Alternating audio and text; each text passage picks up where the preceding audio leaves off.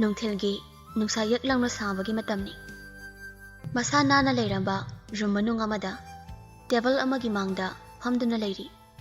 File ꯃꯌꯥꯝ ꯑꯃꯁꯨ ꯊꯥꯡꯖꯤꯟꯗꯨꯅ ꯊꯝꯃꯤ. ꯇꯧꯐꯝ ꯈꯪꯗ ꯃꯊꯥ ꯁꯥꯅ ꯂꯩꯔꯤꯕ ꯐꯥꯏꯜꯁꯤꯡꯗꯨꯗ ꯇꯨꯃꯤꯟ ꯌꯦꯡꯗꯨꯅ ꯂꯩ ꯗꯤꯛꯁꯟ. ꯇꯥꯟꯖꯥꯗꯨꯗ ꯀꯔꯣꯝꯗꯒꯤꯅꯣ ꯃꯥꯂꯦꯝꯗꯣ ꯃꯌꯥ ꯏꯍꯤ ꯍꯤꯒꯠꯈꯩ ꯍꯦꯛꯇ ꯐꯥꯎꯖꯤꯜꯂꯛꯏ. ꯋꯥ ꯍꯥꯏꯒꯦꯅ ꯃꯌꯥ ꯀꯥꯊꯣꯔꯛꯄꯗ ꯗꯤꯛꯁꯟꯅ ꯂꯩꯔꯝꯃꯤꯕ ꯐꯤꯕꯝꯗꯨꯗ ꯋꯥꯗꯣ ꯍꯥꯏꯗ꯭ꯔꯦ. ꯃꯥꯂꯦꯝ ꯇꯞꯅ ꯆꯪꯁꯤꯟꯗꯨꯅ ꯗꯤꯛꯁꯟꯅ ꯐꯝꯂꯤꯕꯗꯨꯒꯤ ꯃꯥꯌꯣꯛꯅꯅ ꯂꯩꯔꯤꯕ ꯆꯤꯌꯔꯗꯨꯗ ꯃꯥꯁꯨ ꯐꯝꯗꯨꯅ ꯍꯥꯏꯔꯛꯏ. ꯀꯩꯗꯧꯔꯒꯦ? ꯁꯨꯛꯇꯣꯛꯂꯒ ꯂꯩꯔꯝꯃꯤꯗꯨꯅ? ꯀꯩ ꯄ꯭ꯔꯣꯕ꯭ꯂꯦꯝ ꯂꯩꯔꯒꯦ? ꯗꯤꯛꯁꯟ ꯋꯥꯗꯤ ꯉꯥꯡꯗꯦ. ꯃꯥꯂꯦꯝꯗ ꯍꯥꯏꯐꯦꯠ ꯑꯃ ꯌꯦꯡꯂꯛꯏ. ꯑꯩꯉꯣꯟꯗ ꯌꯦꯡꯉꯣ ꯍꯥꯏꯕ ꯅꯠꯇꯦꯅꯦ. 이뚝 뚝 내림이두고 그대로게 하더니 바이 ꯑꯩ ꯃꯊꯥ ꯌꯥꯝ ꯁꯥꯔꯦ. ꯀꯣꯛꯁꯦ ꯌꯥꯝ ꯂꯨꯝꯃꯦ. ꯀꯥꯏꯗꯅꯣꯃ ꯑꯆꯤꯛꯄ ꯃꯐꯝ ꯑꯃꯗ ꯆꯠꯂꯒꯅꯦ ꯄꯣꯊꯥꯅꯤꯡꯉꯕꯅꯦ. ꯍꯣ ꯑꯗꯨꯕꯣꯕ ꯅꯪꯅ ꯁꯥꯔꯤ ꯀꯣꯛꯇꯨꯕꯨ ꯀꯩꯒꯤꯅꯣ? ꯃꯔꯝꯗꯣ ꯍꯥꯏꯌꯨꯗꯅ. ꯗꯤꯛꯁꯟ ꯍꯟꯗꯛꯁꯨ ꯋꯥꯗꯤ ꯉꯥꯡꯗꯦ. ꯇꯦꯕꯜ ꯃꯊꯛꯇ ꯂꯩꯔꯤꯕ ꯐꯥꯏꯜꯁ ꯃꯌꯥꯝꯗꯣ ꯃꯥꯂꯦꯝꯗ ꯌꯦꯡꯉꯣ ꯍꯥꯏꯕꯒꯨꯝ ꯃꯈꯨꯠꯇꯨꯅ ꯁꯥꯏꯟ ꯇꯧꯏ. ꯃꯥꯂꯦꯝꯁꯨ ꯐꯥꯏꯜꯁꯤꯡꯗꯣ ꯑꯃꯃꯝꯇ ꯑꯣꯏꯅ ꯍꯥꯡꯗꯣꯛꯇꯨꯅ ꯌꯦꯡꯉꯤ. ꯑꯗꯨꯒ ꯑꯁ ꯁꯤꯗꯤ ꯕꯦꯔꯥꯅꯤꯍꯦ. ꯀꯃꯥꯏ ꯇꯧꯔꯤꯅꯣ ꯁꯤꯕꯣ? ꯅꯪꯕꯨ ꯃꯦꯅꯦꯖꯔꯗ ꯐꯖꯅ ꯆꯦꯛꯁꯤꯟꯅ ꯁꯤꯟꯅꯔꯒ ꯀꯩꯅꯣ ꯁꯤꯗꯤ? ꯀꯃꯥꯏ ꯇꯧꯔꯤꯅꯣ ꯑꯩꯁꯨ ꯈꯪꯗꯦ. ꯑꯗꯨꯒꯤꯅꯤ ꯃꯊꯥ ꯁꯥꯔꯤꯁꯦ. ꯈꯔ ꯊꯨꯅ ꯃꯦꯅꯦꯖꯔ ꯆꯦꯟꯖ ꯇꯧꯗ꯭ꯔꯗꯤ ꯌꯥꯗ꯭ꯔꯦ. ꯃꯗꯨꯒꯤ ꯃꯤꯗꯣ ꯑꯩꯅ ꯌꯦꯡꯕ ꯌꯥꯝ ꯀꯨꯏꯔꯕꯅꯦ. ꯃꯥ ꯑꯩꯅꯅꯦ ꯃꯈꯣꯡꯂ ꯃꯈꯨꯜ ꯑꯃ ꯊꯨꯗꯦꯛꯀꯗꯧꯔꯕꯅꯦ. ꯗꯤꯛꯁꯟ ꯁꯥꯎꯔꯦ ꯈꯪꯂꯗꯨꯅ ꯃꯥꯂꯦꯝꯅ ꯇꯞꯅ ꯊꯦꯝꯖꯤꯟꯕꯤꯔꯛꯏ. ꯌꯥꯔꯦꯁꯦ ꯑꯗꯨꯃꯥꯏꯅ ꯁꯥꯎꯔꯒ ꯀꯥꯟꯅꯕ ꯀꯩꯁꯨ ꯂꯥꯛꯑꯣꯏ. ꯑꯗꯨꯒꯤ ꯁꯔꯨꯛꯄꯨꯗꯤ ꯁꯥꯔꯤꯕ ꯃꯊꯥꯗꯨ ꯀꯣꯛꯅꯕ ꯑꯩꯅꯦ ꯂꯥꯏꯋꯥ ꯑꯃ ꯍꯥꯏꯕꯤꯒꯦ. ꯏꯪ ꯏꯪ ꯂꯥꯎꯔꯕ ꯈꯣꯏꯊꯨꯝꯅꯔꯕ ꯈꯣꯟꯖꯦꯜ ꯑꯃꯒꯤ ꯃꯌꯥꯏ ꯀꯟꯈ꯭ꯔꯕ ꯂꯩꯋꯥꯅꯤꯗ. ꯀꯩ ꯂꯩꯋꯥꯅꯣ? ꯀꯣꯏꯊꯣꯛꯇ꯭ꯔꯁꯨ ꯑꯗꯨꯝ ꯍꯥꯏꯔꯣ. ꯍꯦꯔꯥ ꯅꯪꯁꯨ ꯈꯪꯃꯟꯗꯦ. ꯍꯧꯖꯤꯛꯀꯥꯟ ꯑꯍꯟꯗꯩ ꯑꯉꯥꯡꯗꯩ ꯅꯨꯄꯥ ꯅꯨꯄꯤ ꯈꯥꯏꯗꯅ ꯌꯨꯇ꯭ꯌꯨꯕꯇ ꯅꯨꯄꯤ ꯑꯃꯅ ꯂꯤꯕ ꯋꯥꯔꯤꯗ ꯇꯧꯗꯅ ꯇꯥꯟꯅꯔꯤꯕ ꯃꯌꯥꯝꯁꯦ ꯅꯪꯕꯨ ꯑꯝꯇ ꯈꯪꯗ꯭ꯔꯣ? ꯀꯩ ꯋꯥꯔꯤꯅꯣ? ꯑꯩꯗꯤ ꯑꯝꯇ ꯈꯪꯗꯦꯅ. ꯈꯪꯉꯣꯏꯌꯦ ꯅꯪꯗꯤ ꯆꯥꯟꯗꯥꯅꯤꯅ. ꯃꯥꯂꯦꯝ ꯄꯣꯀꯦꯠꯇ ꯌꯥꯎꯔꯤꯕ ꯃꯥꯒꯤ ꯐꯣꯟꯗꯣ ꯂꯧꯊꯣꯛꯂꯒ ꯌꯨꯇ꯭ꯌꯨꯕꯇ ꯆꯪꯂꯒ ꯗꯤꯛꯁꯟꯗ ꯎꯠꯂꯤ. ꯁꯤ ꯌꯦꯡꯉꯣ. ꯑꯩꯁꯦ ꯑꯩꯒꯤꯔ ꯃꯁꯤꯒꯤ ꯁꯣꯔꯠꯁꯦ? ꯁꯤ ꯌꯦꯡꯉꯣ. ꯑꯩꯁꯦ ꯑꯩꯒꯤꯔ ꯃꯁꯤꯒꯤ ꯁ꯭ꯇꯣꯔꯤꯁꯦ? ꯇꯥꯎ ꯌꯥꯝ ꯅꯨꯡꯉꯥꯏꯕꯅꯦ. ꯔꯥꯏꯇꯔ ꯄ꯭ꯔꯤꯇꯤ ꯏꯔꯦꯡꯕꯝꯅ ꯏꯕꯅꯦ. ꯑꯗꯨꯒ ꯃꯣꯅꯣꯂꯣꯖꯤꯁꯇꯨꯅꯅꯦ ꯄꯤꯅꯨꯕꯤ ꯀꯧꯕꯅꯦ. ꯄꯤꯅꯨꯕꯤ ꯌꯥꯏꯈꯣ. ꯋꯥꯔꯤꯗꯨꯒꯤ ꯃꯣꯅꯣꯂꯣꯖꯤꯁ ꯑꯣꯏꯔꯤꯕ ꯅꯨꯄꯤꯗꯨꯒꯤ ꯈꯣꯟꯖꯦꯜꯗꯣ ꯅꯪ ꯑꯃꯨꯛꯇꯪꯗꯤ ꯇꯥꯔꯒ ꯌꯦꯡꯉꯨ. ꯌꯥꯝ ꯐꯖꯕꯅꯦ ꯈꯣꯟꯖꯦꯜꯗꯣ. ꯏꯪ ꯏꯪ ꯂꯥꯎꯗꯅ ꯑꯗꯩ ꯈꯣꯏꯊꯨꯝꯅꯔꯗꯅ ꯌꯥꯝ ꯅꯨꯡꯁꯤꯕꯅꯦ.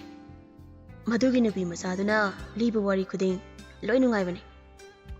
ꯃꯥꯅ ꯂꯤꯕ ꯋꯥꯔꯤꯗ ꯑꯩꯁꯨ ꯈꯔ ꯃꯈꯩꯗꯤ ꯑꯗꯨꯝ ꯇꯥꯔꯦ. ꯃꯊꯥꯒ ꯃꯩ ꯍꯧꯅ ꯁꯥꯕꯁꯦ ꯅꯨꯄꯤꯗꯨꯅ ꯂꯤꯕ ꯋꯥꯔꯤꯗꯣ ꯍꯦꯛ ꯇꯥꯔꯨꯔꯕ ꯃꯊꯥꯒꯗꯤ ꯆꯠꯅꯔꯛꯄ ꯅꯠꯇꯦꯍꯦ. ꯍꯥꯏꯖꯤꯜꯂꯦ ꯍꯥꯏꯅꯤ. ꯊꯥꯖꯗ꯭ꯔꯒ ꯃꯇꯦꯛ ꯑꯃ ꯇꯥꯔꯒ ꯌꯦꯡꯉꯨ. ꯌꯥꯝ ꯅꯨꯡꯁꯤꯕꯅꯦ ꯃꯤ. ꯅꯪꯗꯤ ꯃꯣꯂꯤ ꯌꯥꯝ ꯇꯧꯔꯝꯃꯤꯖꯥꯅꯤꯗꯅ. ꯀꯅꯥꯅ ꯍꯥꯏꯔꯛꯇꯅ ꯁꯤꯒꯨꯝꯕ ꯋꯥꯔꯤꯁꯤꯒ ꯇꯥꯏꯅꯣꯅꯦ?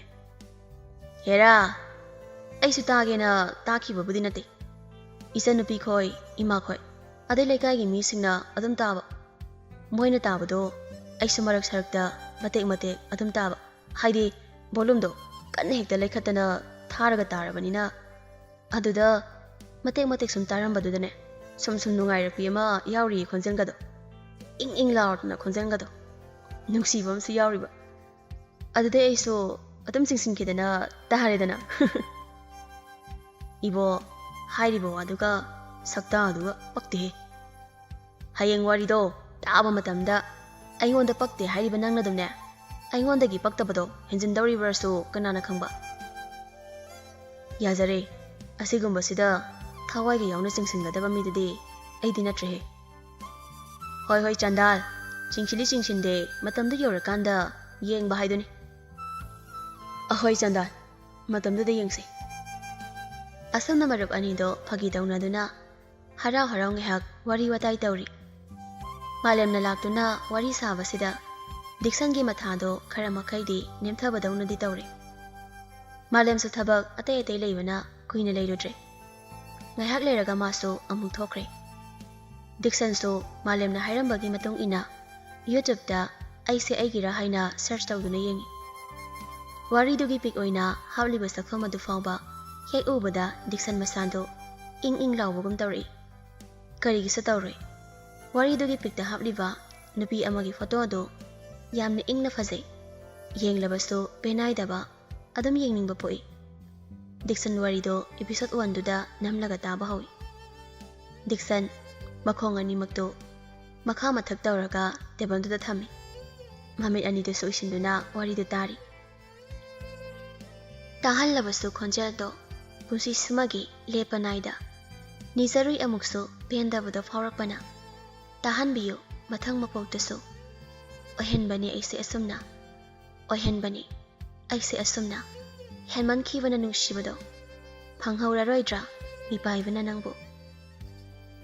Dixon na wari do asum tarakpada. Wahaidugi mapado tamada maithongdo nomi tawri. Aduga wari do da angang oiringidagi masai Thoibi katta adum kai haibadudana hena nomi tawri. Tasena Dixon wari do da lupkrabra. Lairiba phibam do hongda pukning changna nomi tawna wari do tari. Thaba ama tawbada pukning khoijangna bu tawrabadi matam chatkibaga khangaude haibaduni. Dixon na tariba wari do minute sangde tarataru khakta oibana adum loire. Adu pukning changna takibana wari do loire haibaga khangkhidre. Taba hauda ngaibaga loikibana hale haiduni.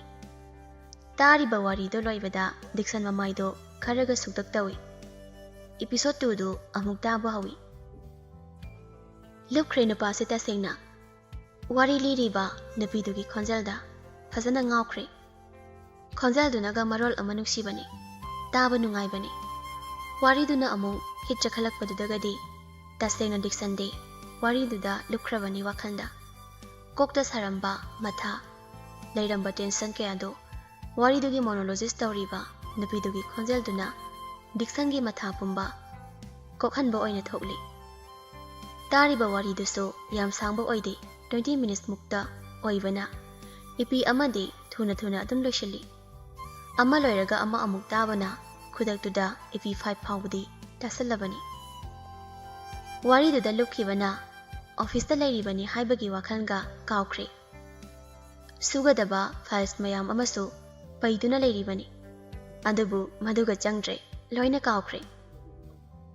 Wari duda lukhrabana Dixon mana hujik lairibase pura sangsar amadani tawduna lairiba.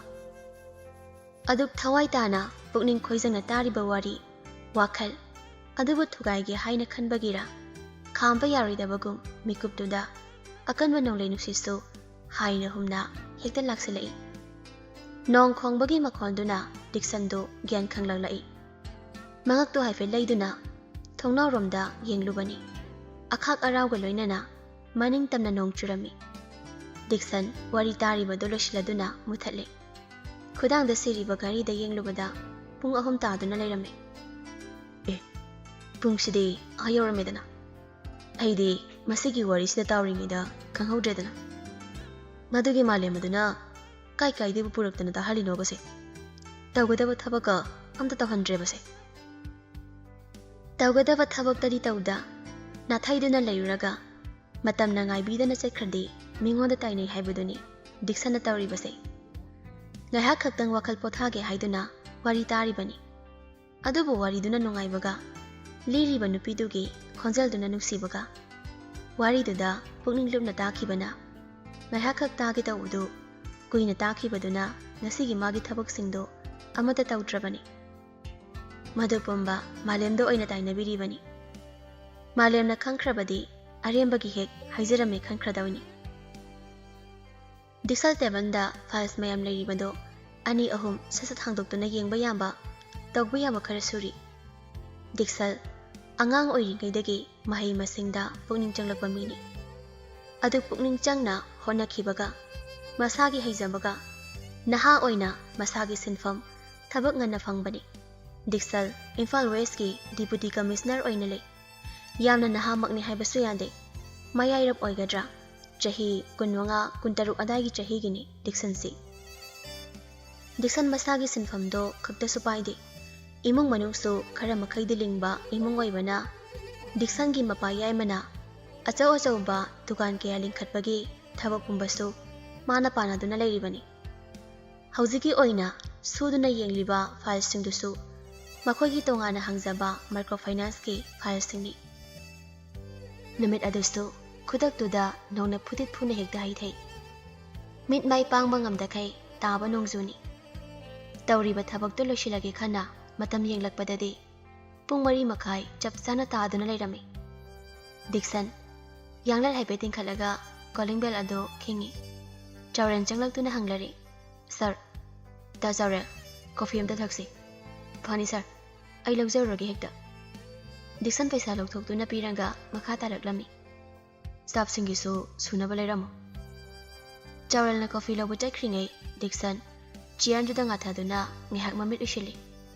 thabak loshiladuna halamda ngihak pothari bani Chaurel na coffee purakpaga phone lokthokuna mangrenbu lao haina call tawi nungtigi rotin oli asumna leibasi office da thabak suba amukso field visit chatpa anakpada arapada halamdai coffee ama thakpa aduga manglengwa loina halakpa Dixal wakhan khana khana ngasai takhiba wari dugi wakhal amuk laksili wari duda monologist oina tawriba nupido angangla ahalla chahi kayamuki oiriba laifamna kaidagi wakhal duda khalibani ngahaki matung manglem salakle ma hek lakpaga office dagi tholakle nong dilepte lamfel pat hen toraklaga asum lakpada thangwai ban mapa adawaida laben khara chili nong tabaga gari faijinbagi traffic jam thoktuna khamlaga mahi leni pungso manga ta selakle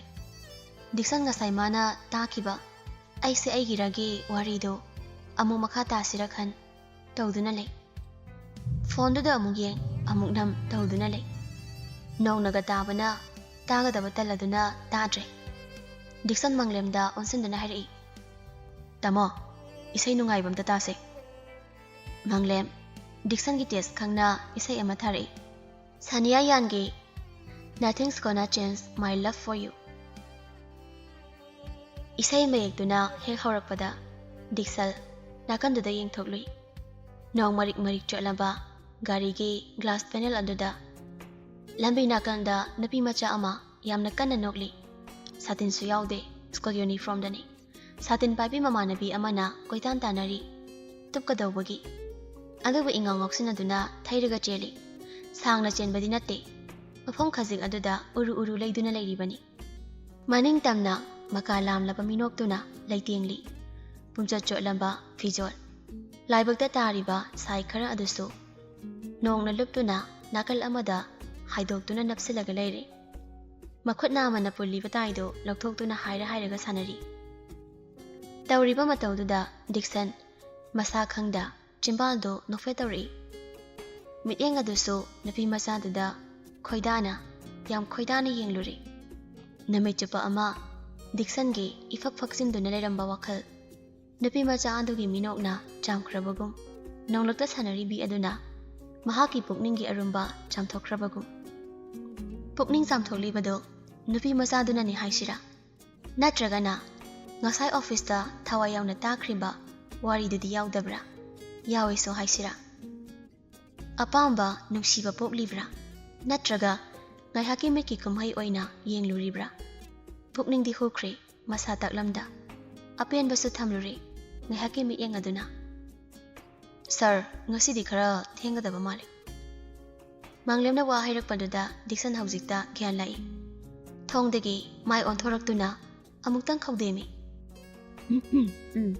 hoi nong siso leptene adum churaga leire horen yum yobudadi ise magi isok macha amadi leirese manglemna haibado mama ka bok leibuni haiba khangi Dixon so gyan tai aduna nofeta maktawi manglena amuk makhatari ise makhoi tamo khoina so haibani sir yum se maw amagi mathau tarabani ko nupi thisinaba tawrase haibu kai kaigina sir manglemgi waduda Dixon handakso nakfetang nakhumlei as ta manglem kai de wanuda nupi thibaga yadri Hauji office ki chili thaba problem mayam sida nupi amuk thijiluradi fajadoini aduga nida mangle nanaw di nupi se kayabu ithi thiningdreda sir thengna tapna thige habuduna tongan ba mani nupi thiningdra haba wahaidu madi soiriko madudi yade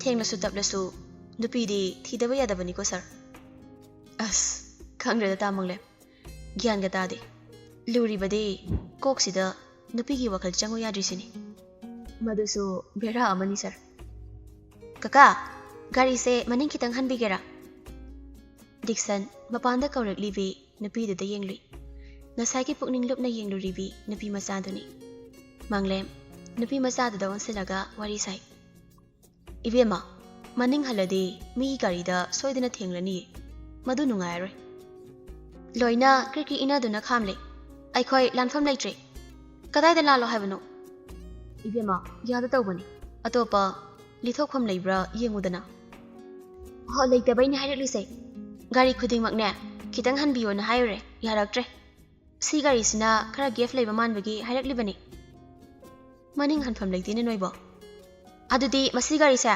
khongpak sina amutang kaujram batare ihe siran turan kari angang no ne napi masando makhongna gari da amura anira kauraklami Dixon so thonau glass do singtharaga nupi da yenglaklami manglem di sawraduna lauri hayangang wathok kaya huktrino arembadane khubak lakani kaina tawidubo Selina yare lao kaina nang kauri dubo mama nabina kauri do dande amungsto anira kaksile duk duk launa aduga thonau singthaduna yenglakliba Dixon da onsilaga makhona mamit ani do phangtoklaga marai dingthoktuna sugatlami Dixon expression amata yaudana Selena da yengi noksu nokti sausu saudi angakpagi masaksu utte maithongdo ahongba kaisu laitana Selena da yengi hangliba thongnaududa nongli khara paislaktuna Dixon gi mamaida tralaklami Selena de mama nabina sor laktana singthokre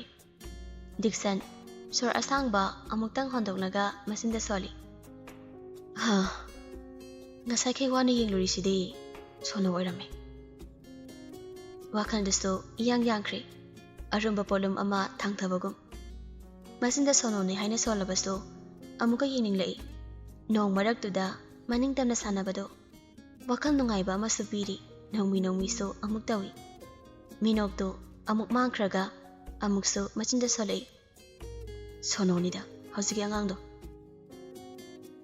somda Selena do ngasai nong maraktuda sanarubagi masa pumba pumsosot khibani Fivam do ubada Selena gi mama thoinudi isau tawri hoi mai kari so haidana Selena bo hekta phuba hawi walanga amata haidana mama na furak paduda Selena China khangna kapi mama dagi nathokna ba haina sucheli thoinu so hande masa nupi bo koitan tana dana phui mama machando kaman room da koitan tana raga phuna ba nathokna ba tawi ima kaino he halakpaga ingon da pangfu da puri se na ye haibane wana ga halakpagi changna chaklam bane ima tanara kanu haibane horin baba da haidokani ima nang thoino Selena bu tana dana hairi karigi wabana ha kai chaklam ba nong marta sanabadi nang waram loine ha chakalam la moine aina nangonda school suti tharabadi yomda adum halau haibana tro nungtigi nangi na finarorsi adum suraga ta layu haibro Class 12 karadi nasanasu gyan taba yaraba angang masa sadana adum laridunadi yadawri bro ngasi nong tabagi namada nafi tapta kay molhalaga hayeng school chataningai atamna namaki silaga lakpa natro asuk haina tani yadaba angang sibo karino ne nabung dinang dawna tawdin he madam no su gyan taba kay dawgi nang dane tapta kay phuraga ne hatlaga pharadoni nang Selena mama na fubaduna bagi China du khangba ngamdadana mafi pop ta khai kapli nanthokna ba haiduna so kanna hone adubu yandre nanthokpa ngamdre mama ai la leba ai engki ta orege ba ai soikre ba mama ai fuganu nai ai waye ai soikre ba ai engdadi ta orege mama ai fuganu nai habane ꯀꯔꯤꯒꯤ ꯁꯣꯏꯕ ꯅꯪꯒꯤ ꯁꯣꯏꯈ꯭ꯔꯦ ꯍꯥꯏꯕ ꯋꯥꯍꯩꯗꯨ ꯀꯌꯥꯔꯛ ꯍꯥꯏꯈꯤꯒꯦ ꯍꯥꯏꯕꯅꯣ ꯃꯁꯤ ꯊꯣꯛꯇꯅꯕ ꯑꯩꯅ ꯅꯍꯥꯟꯈꯩ ꯅꯪꯉꯣꯟꯗ ꯐꯖꯅ ꯍꯥꯏꯈꯤꯗꯕ꯭ꯔꯣ ꯅꯪꯅ ꯃꯗꯨꯗ ꯅꯃꯥ ꯅꯄꯥ ꯑꯣꯏꯕ ꯑꯩꯈꯣꯏꯅ ꯍꯥꯏꯕ ꯇꯥꯗꯗꯅ ꯂꯝ ꯍꯦꯟꯗꯅ ꯑꯗꯨꯝ ꯂꯩꯕ ꯅꯠꯇ꯭ꯔꯣ ꯅꯨꯄꯤꯔ ꯅꯨꯄꯤ ꯅꯠꯇ ꯅꯨꯄꯥꯔ ꯅꯨꯄꯥ ꯅꯠꯇ ꯀꯔꯤꯅꯣ ꯍꯥꯏꯕꯅꯤ ꯅꯪꯅ ꯑꯁꯨꯛ ꯌꯥꯝꯅ ꯂꯝ ꯍꯦꯜꯂꯤꯕꯁꯦ ꯍꯟꯗꯛꯇꯤ ꯁꯦꯂꯤꯅꯥꯗꯣ ꯃꯄꯥꯟꯂꯣꯝꯗ ꯑꯣꯏꯅ ꯆꯦꯟꯁꯤꯟꯈ꯭ꯔꯦ ꯊꯣꯏꯅꯨꯁꯨ ꯑꯗꯨꯝ ꯇꯥꯟꯅꯔꯤ ꯑꯅꯤꯗꯨꯅ ꯂꯥꯎꯅꯗꯨꯅ ꯆꯦꯟꯁꯤꯜꯂꯛꯄ ꯇꯥꯟꯖꯥꯗꯨꯗ ꯕꯤꯃꯣꯜꯁꯨ ꯑꯣꯐꯤꯁ ꯍꯜꯂꯛꯄꯒ ꯇꯧꯔꯝꯂꯤꯕꯗꯨꯗ ꯄꯥꯈꯠꯅ ꯆꯦꯟꯁꯤꯟꯗꯨꯅ ꯊꯣꯏꯅꯨꯅ ꯄꯥꯏꯔꯤꯕ ꯆꯩꯗꯨ ꯃꯨꯜꯂꯒ ꯍꯥꯏꯔꯛꯏ ꯀꯩꯅꯣ ꯃꯃꯥ ꯀꯩꯅꯣ ꯍꯥꯏꯕꯅꯦ ꯑꯉꯥꯡꯁꯤꯗꯕꯨ ꯑꯗꯨꯃꯥꯏꯅ ꯀꯅꯥ ꯐꯨꯅꯒꯦ ꯁ꯭ꯀꯨꯜ ꯌꯨꯅꯤꯐꯣꯔꯝꯁꯤꯒ ꯀꯩꯅꯣ ꯍꯥꯏꯕꯅꯤꯗ ꯃꯁꯦ ꯌꯥꯝ ꯐꯔꯣꯏꯗꯧꯔꯤꯌꯦ ꯃꯣꯏ ꯏꯕꯥꯅ ꯌꯥꯝꯅ ꯀꯦꯊꯣꯛꯍꯟꯕꯒꯤ ꯃꯁꯦ ꯂꯝ ꯌꯥꯝ ꯍꯦꯜꯂꯕꯅꯤ ꯃꯁꯦ ꯏꯁꯦ ꯑꯗꯨꯕꯨ ꯀꯩꯗꯧꯔꯝꯃꯒꯦ ꯍꯥꯏꯕꯅꯤ ꯍꯪꯉꯨꯗꯅ ꯃꯁꯥꯗ ꯌꯦꯡꯉꯨꯗꯅ ꯗ꯭ꯔꯦꯁꯀꯁꯤ ꯂꯩꯈꯣꯝ ꯏꯇꯩ ꯇꯩꯔꯤꯁꯦ ꯀꯩꯒꯤꯅꯣ ꯍꯪꯉꯨꯗꯅ ꯕꯤꯃꯣꯜ ꯁꯦꯂꯤꯅꯥꯗ ꯑꯣꯟꯁꯤꯜꯂꯒ ꯏꯆꯥ ꯊꯣꯏꯕꯤ ꯅꯃꯥꯅ ꯁꯥꯎꯔꯤꯕꯁꯤ ꯅꯪꯕꯨ ꯅꯃꯥꯅ ꯄꯥꯝꯗꯕ ꯀꯩꯗꯧꯔꯨꯕꯩꯅꯣ ꯁꯦꯂꯤꯅꯥ ꯀꯩꯁꯨ ꯇꯧꯗꯦ ꯍꯥꯏꯕꯒꯨꯝ ꯃꯀꯣꯛ ꯇꯞꯅ ꯅꯣꯝꯃꯤ ꯃꯗꯨꯗ ꯕꯤꯃꯣꯜꯅ ꯅꯆꯤꯟ ꯊꯤꯅꯣ ꯕꯕꯥꯗꯤ ꯑꯣꯏꯗꯕ ꯉꯥꯡꯕ ꯌꯥꯗꯦ ꯍꯥꯏꯕ ꯅꯪ ꯈꯪꯂꯤꯕ ꯅꯠꯇ꯭ꯔꯥ ꯁꯦ ꯅꯪꯅ ꯀꯩꯗꯧꯔꯨꯕꯩꯅꯣ ꯕꯕꯥꯗ ꯐꯖꯅ ꯍꯥꯏꯕꯁꯦ ꯕꯕꯥꯅꯦ ꯏꯆꯥ ꯊꯣꯏꯕꯤꯕꯨ ꯀꯩꯁꯨ ꯐꯨꯔꯣꯏ ꯁꯦꯂꯤꯅꯥ ꯃꯄꯥꯅ ꯃꯉꯣꯟꯗ ꯌꯥꯝ ꯂꯨꯅ ꯇꯧꯕꯒꯤ ꯃꯇꯤꯛ ꯌꯥꯝꯅ ꯅꯨꯡꯁꯤꯖꯩ ꯑꯗꯨꯒ ꯌꯥꯝꯅꯁꯨ ꯀꯤꯖꯩ ꯑꯣꯏꯗꯕ ꯋꯥ ꯍꯥꯏꯕ ꯌꯥꯗꯕ ꯕꯤꯃꯣꯜꯅꯤꯗꯣ ꯑꯗꯨꯅ ꯁꯦꯂꯤꯅꯥ ꯃꯄꯥꯗ ꯀꯤꯅ ꯌꯦꯡꯂꯒ ꯕꯕꯥ ꯍꯥꯏꯌꯨ ꯅꯪꯅ ꯀꯩꯗꯧꯔꯨꯕꯩꯅꯣ ꯍꯥꯏꯌꯨꯅꯦ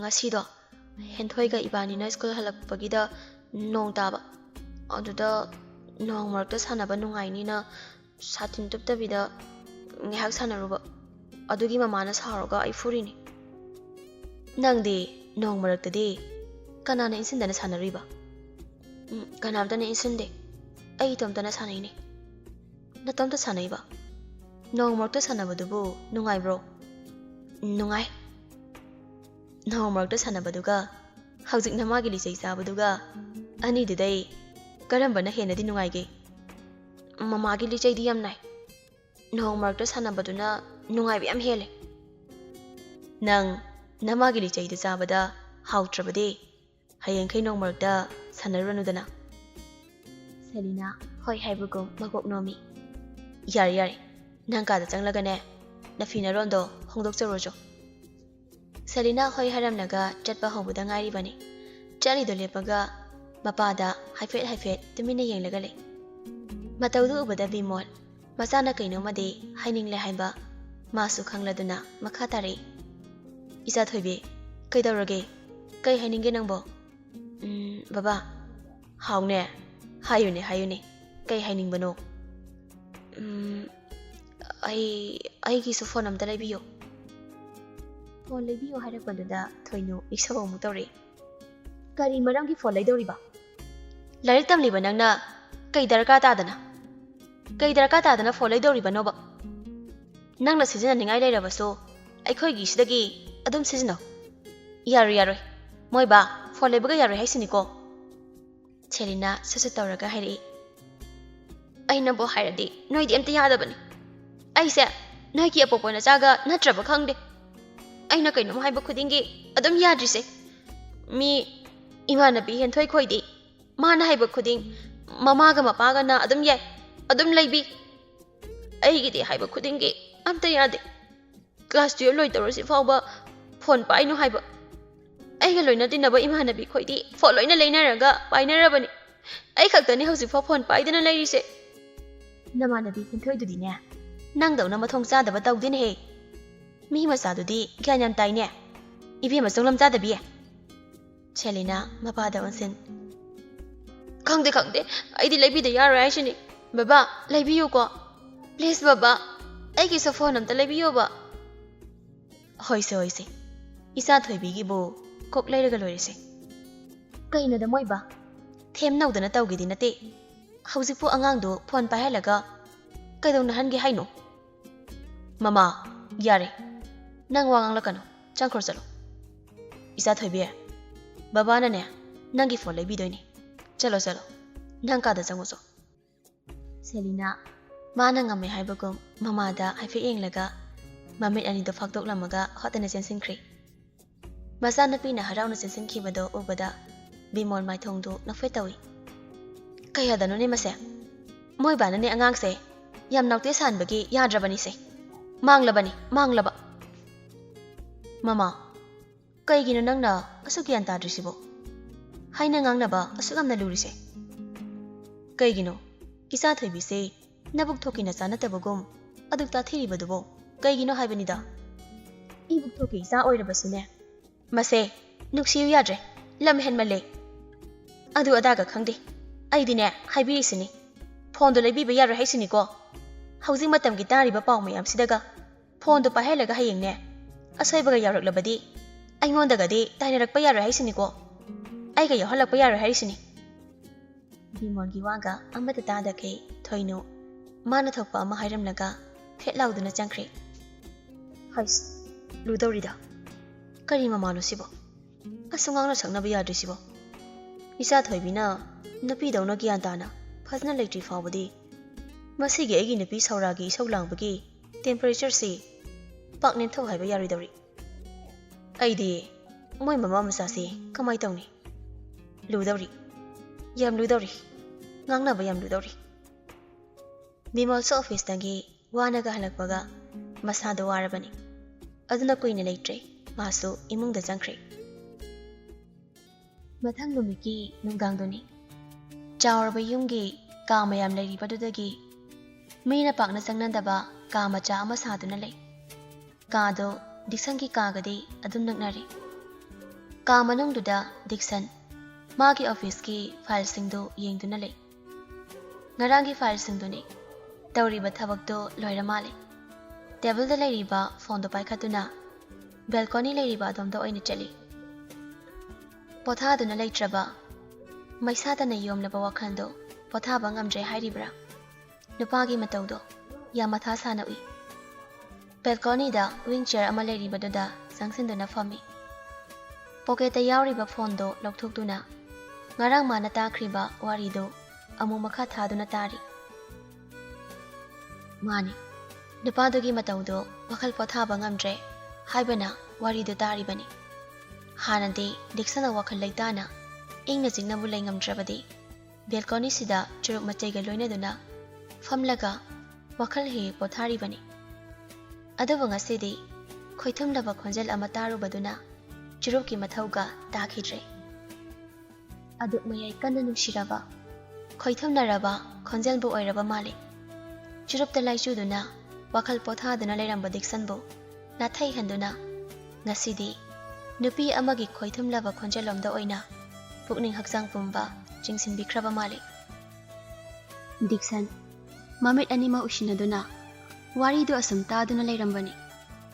Ushinduna lairamba mit aniduda ure imi kuptuda nong marakta maning tamna sanakibi nupi masado. Dixon mamito tapna panglaga ayengba amada yengduna lay. Khaliba wakhanduda adu pukning changna khalubagira. Mitfam ado fibam hongda yengliba mafam amada yengi. Ngaiduna lairamba oibadai. Ningai chawa thamoise. Laibak na tamlakpa natraga thiduna khaluba. Kanabu oirigaba sakhangdribi nahakte pukning na khoidana pamna yengjarubi mangaw thikrabi maning tamna nonglik marakda sanaribi nahakbu oiribra.